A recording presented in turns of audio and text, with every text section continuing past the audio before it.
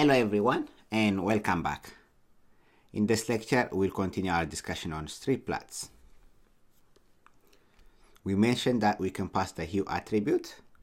Let's see an example of that. So we'll call the strip plot method and then pass day as our x-axis and total bill as our y-axis.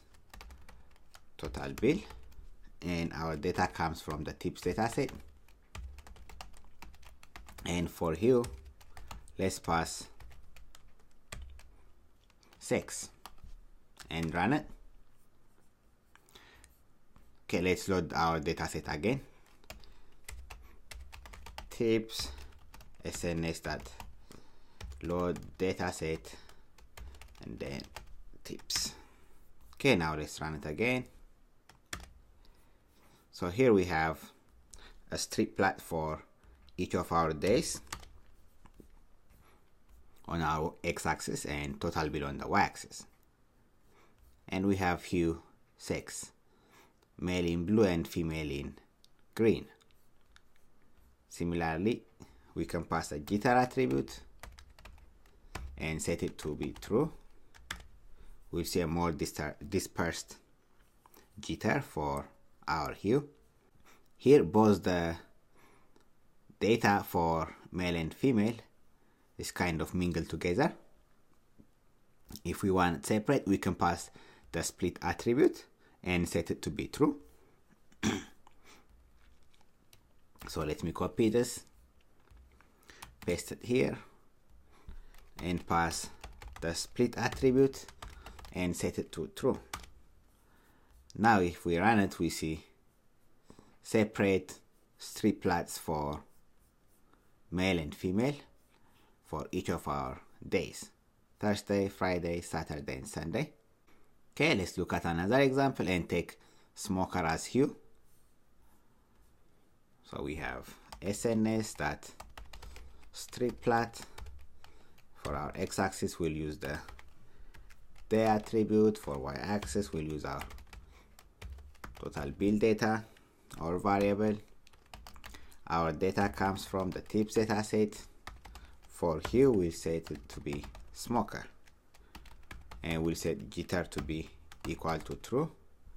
Okay, before we split it, it looks like this.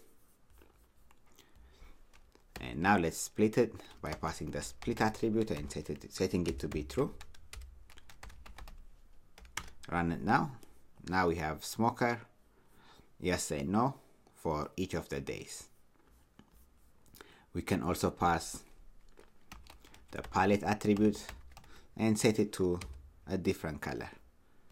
Okay, let's go to a new line. So for our palette, let's pass a palette known as, I think, Winter R. Run it. So this is what it looks like. We have smoker in light green and dark blue, smoker in light green, non-smoker in blue for each of our days. So here the days are presenting from Thursday through Sunday. We can also pass the order attribute and control the order in which the days are presented. Okay, let's see an example of that. So I'll copy this and paste it down here, and let's pass the order attribute and pass the order that we want to see. For instance, if I want to see Friday first, followed by maybe Sunday, and then Saturday, and Thursday at last, we can do that and run it. Okay, now we have the order that we passed here: Friday, followed by Sunday, Saturday, and finally Thursday. And we can change the order for any of the attributes on the x-axis. Let's see one more example and draw a strip plot for, let's say, 6 versus tip. So sns.strip plot. For our x-axis, we'll pass 6, and for our y-axis will pass tips, tip. And our data comes from the tips dataset. Let's run it. So here is our strip plot by sex. We have male and then female. If we want female to be presented first, we can pass that by using the order attribute. So we can say order is equal to, and then pass the list of the order that we want to see. In this case, female first, followed by male. Let's run it. Okay, now we have female first, followed by male. We can pass the palette attribute and use a different palette for our strip plot. Let's say HUSL, run it again, and then we get a different palette. We can also use different shape for our data points. Here our data points are circles, and we can pass a marker attribute to display a different marker for our data points. Let's see an example of that. So if I copy this, let's copy that, paste it here, and pass the marker attribute, and let's pass a plus sign, for instance, and run it. We don't have a plus marker. Let's pass a diamond. Okay, so now our data points are presented by a diamond instead of a circle. Let's see another example. Let's see day versus total bill. So SNS.strip plot. For our x-axis we'll use day. For our y-axis we'll use total bill. Data comes from the tips dataset. And for marker, let's use a diamond and run it. So now we have a diamond as our marker, and we can change the size of this diamond by passing the size attribute. Let's use a size of 15 maybe and see what it looks like. Okay, now the size is bigger. We have bigger diamonds, bigger data points. That's by passing the size attribute. Another thing we can do is pass the hue attribute. Let's pass the hue attribute, and let's use sex, for instance. Run it. So now we have sex, male and female. And if we want it to be more visible, there is another attribute that we can pass known as the edge color. So edge color, and let's set it to be maybe gray and run it. Let's go to a new line. So for our edge color, we have set gray, but we don't clearly see any difference from our previous graph.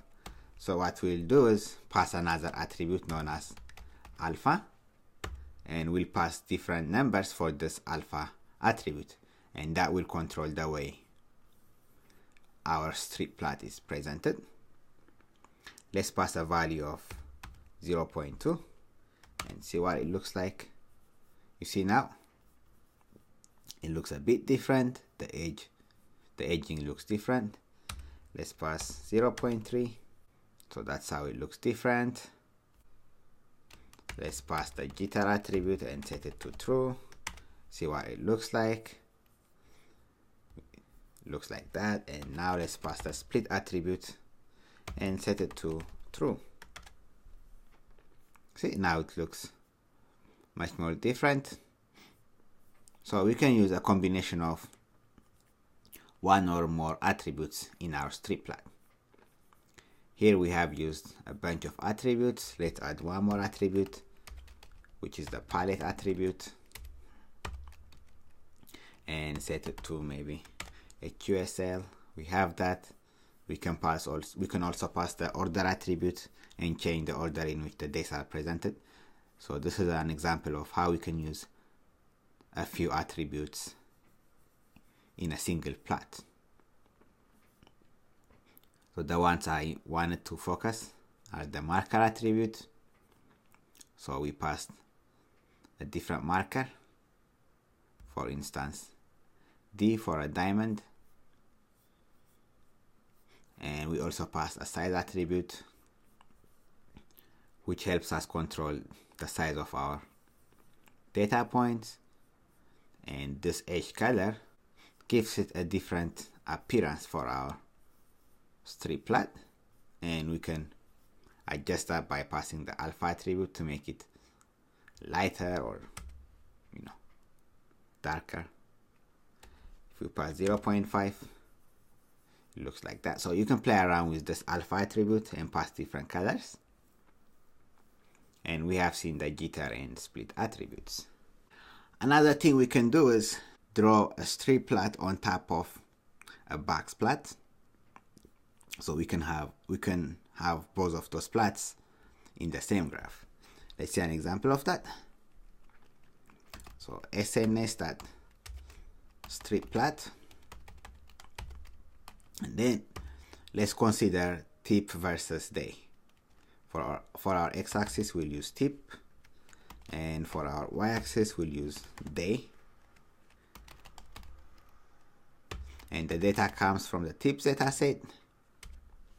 Okay, and let's do the same for our box plot. So SNS.box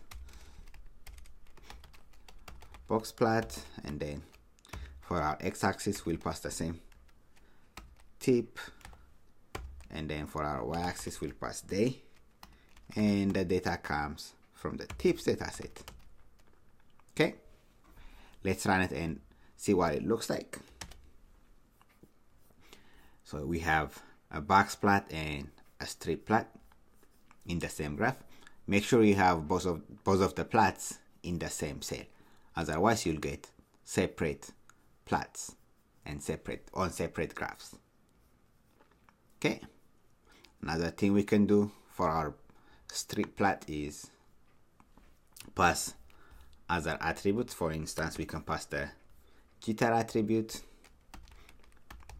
jitter, and set it to true.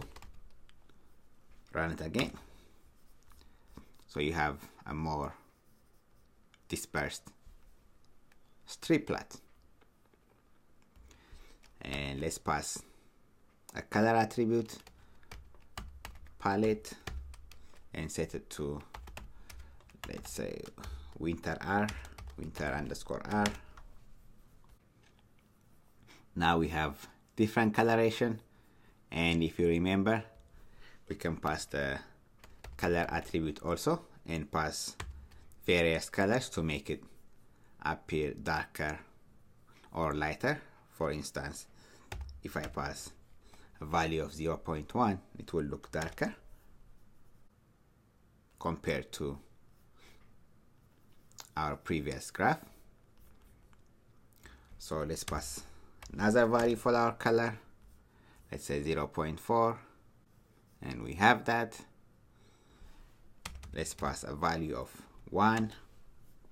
So you can pass different values to control the color of your plot.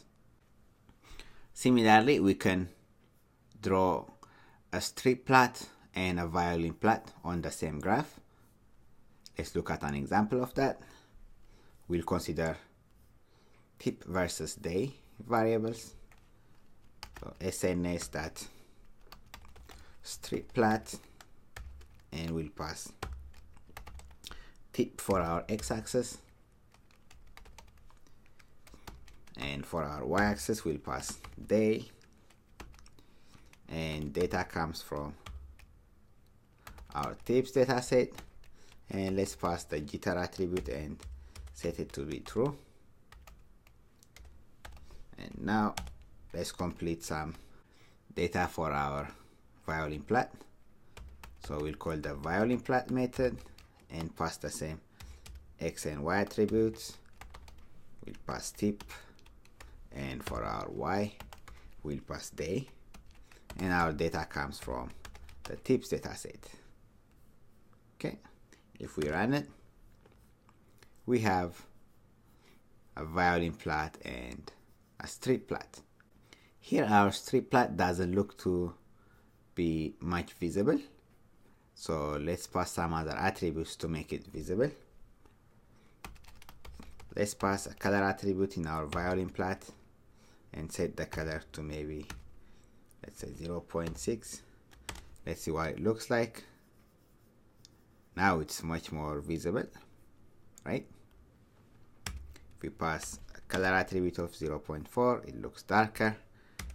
So let's pass a higher number, 0.9. Okay, it's much more visible now. So you can play around with this color attribute so that you can clearly see both of your plots on the same graph. So that's how we can draw a strip plot and violin plot on the same graph. Make sure you have both of the methods in the same cell. Otherwise, you'll get a separate plot on different graphs. Great. That's all I have for the lecture on strip plots.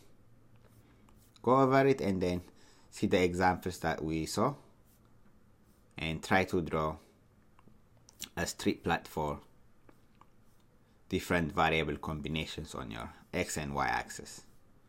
Great. Thank you everyone, and see you at the next lecture.